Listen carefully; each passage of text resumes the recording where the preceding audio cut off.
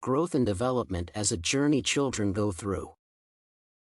Introduction. Every day, people grow and develop even without them knowing it. Of course, this is more apparent over time. When one has not seen a childhood friend for years, he or she may notice a lot of remarkable changes in that person and vice versa.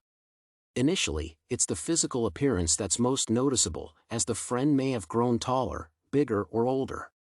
As they converse, it may be noticeable how much more mature that friend is than the last time they have been together. He may also exhibit more knowledge and confidence, as the personality may likewise have changed over time. Development in various fields. The process of growth and maturity of an individual entails development in physical, cognitive, social, emotional, and moral areas. Development in one area affects another. In children, this is very obvious, as they are in a stage in life when development occurs rapidly. Physically, a child's body grows in accordance to the genetic structure he was born with. Logically, children grow bigger and taller in every year. Their growth is obviously apparent in the clothes that don't fit them anymore from a few months before, in the height and weight that drastically increased from their last doctor's checkup. Heredity plays a great role in their physical development, as they take on physical traits from their parents. The genes they inherit from them dictate their physical developmental path. Their motor skills also develop in accordance to their developmental needs. This means, the older they get, the more things they are expected to do, so they develop physical skills to be able to do such tasks. Younger children's fine motor skills, eye-hand coordination and body coordination are much less developed and more awkward than their older counterparts. As they grow, they also gain more control of their fine motor muscles to enable them to do more things with their hands, such as cutting, drawing, and writing.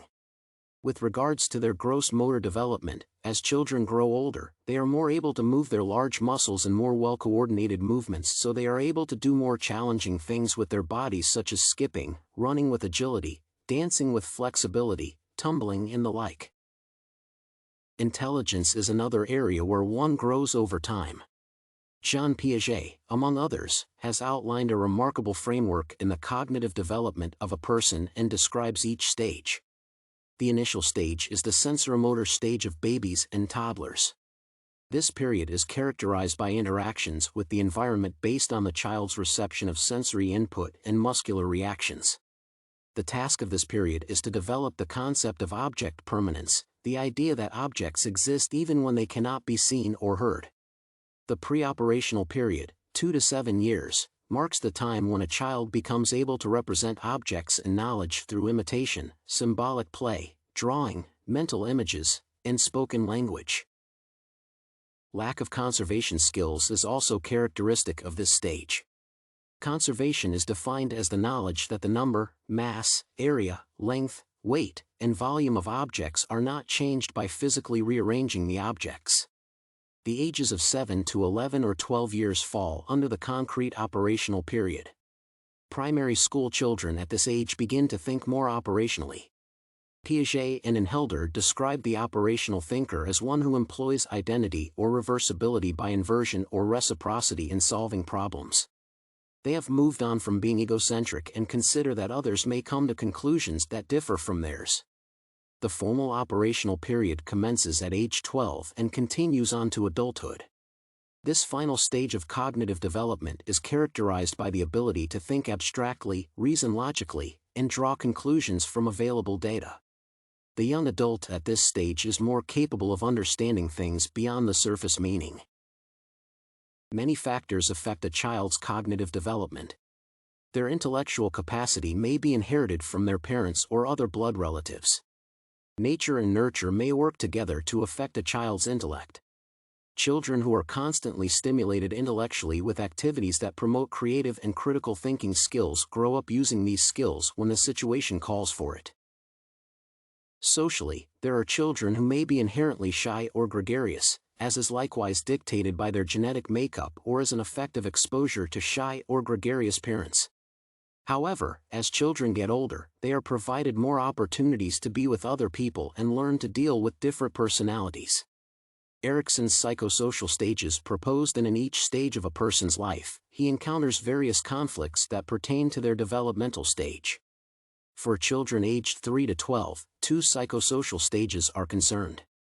Children aged 3 to 6 fall under the initiative versus guilt stage.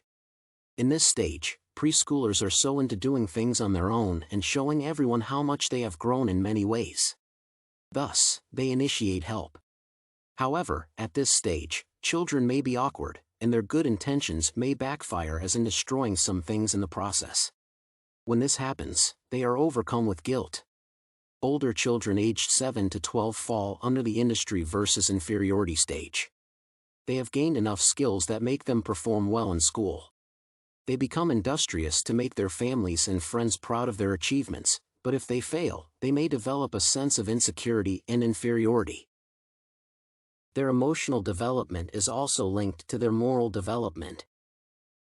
A man named Kohlberg even came up with a theory of moral development based on a hypothetical moral situation calling on children's decision-making skills, and his theories attracted much attention from moral philosophers.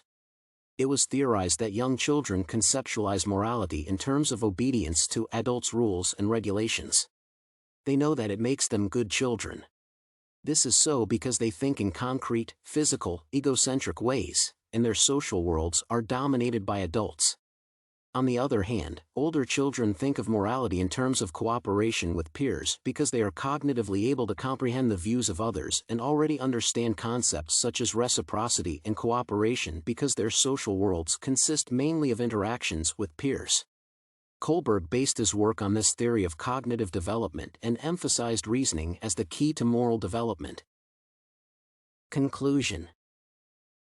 Growth and development are much more complicated than it seems if one is to analyze all the factors that affect it.